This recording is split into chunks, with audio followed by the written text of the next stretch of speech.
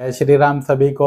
दोस्तों, यदि आप railway, SSC, bank, defence, teacher, HSSC, police या फिर किसी भी प्रतियोगिता परीक्षा की तैयारी कर रहे हैं तो अक्सर आपको इस प्रकार के प्रश्न परीक्षा में देखने को मिलते हैं। इस प्रकार के प्रश्नों को आपको बिना किसी प्रकार की ट्रिक के बेसिक मेथड के द्वारा किस प्रकार से हल करना है ताकि आपका प्रश्न सेकंडों में हल हो जाए, तो इस वीडियो में आप समझ सकते हैं। जैसे कि क्वेश्चन है आपका, यदि संख्या n को 5 से भाग दें तो शेषफल 2 बचता है। यदि संख्या n स्क्वायर को, यानी कि n के बजाय आपका n स्क्वायर है, तो उसको 5 से भाग दें तो फिर शेषफल क्या बचेगा। तो देखिए यहाँ पर आप देख रहे हैं n की बजाय n स्क्वायर हो गया है, तो चाहे आप किसी भी अंक से भाग दे रहे हैं उसका कोई यहाँ पर महत्व नहीं है। जो भी आपका शेषफल बच रहा है वही आपको स्क्वायर करके बता देना है। 2 का स्क्वायर हो गया आपका 4, तो आंसर हो गया आपका तीसरा ऑप्शन।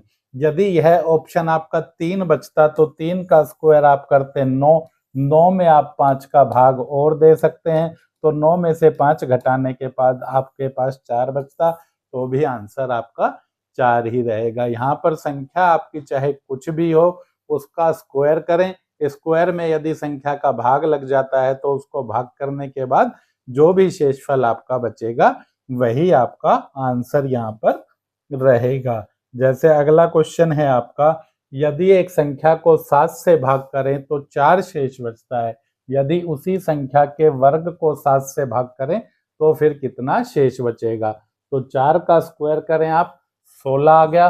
16 को 7 से अगर आप भाग करें तो 14 तक भाग हो जाएगा, 2 शेष बचेगा, तो यानी कि आपका आंसर है पहला आंसर। जैसे बात करें बेस की, तो 7 से भाग करें और 4 आपका शेष बचता है, तो कम से कम संख्या आपकी क्या हो सकती है, 11।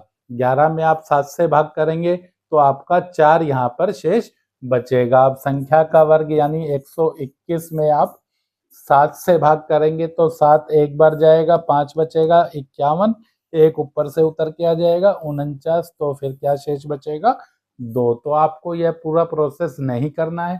जो भी आपका शेष रहे, अगर कितने गुणा कह रहा है, वर्ग कह रहा है, तो उसका उतना गुणा या जो भी वर्ग क्यूब जो कह रहा है वह करके 7 से उसको भाग कर देना है। इसे समझने के लिए आप अगला प्रश्न देखें। यदि किसी संख्या x को 7 से भाग करें और 3 शेष बचता है तो 3 गुणे को, तो इस 3 का ही 3 गुणा कर दीजिए 9। 9 को 7 से भाग करेंगे तो कितना शेष बचेगा आपका, 2। अगर बेसिक मेथड से करें तो फिर क्या रहेगा, x की वैल्यू निकालें तो क्या रहेगी, कम से कम 7 और 3 10। 10 में यदि आप 7 का भाग देंगे तो आपका 3 शेष बचेगा। संख्या को फिर 3 से गुणा करेंगे तो 30। 30 में 7 से भाग देंगे तो फिर क्या बचेगा आपके पास, 2। तो यह प्रोसेस आपको नहीं करना है। आपको जो भी शेष रहे सिर्फ उसका जितने गुणा बोला है या वर्ग बोला है वह करना है, और उसको जो भी संख्या आपको बताई गई है उससे भाग कर देना है।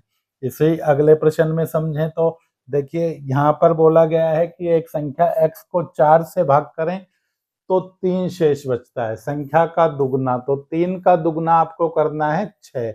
6 को 4 से और भाग कर देंगे तो क्या बचेगा आपके पास, 2। आशा है इस तरह के क्वेश्चन आपको समझ में आ गए होंगे। परीक्षा में अब आपको हल करने में कोई भी दिक्कत नहीं होगी। आपके पास कोई भी बुक है जिसमें इस प्रकार के प्रश्न हैं, आप उन्हें वहां से हल कर सकते हैं। मिलते हैं जल्दी अगली वीडियो में एक नए बेसिक कॉन्सेप्ट के साथ। वीडियो को ज़्यादा से ज़्यादा लाइक कर लें, ज़्यादा से ज़्यादा शेयर करें।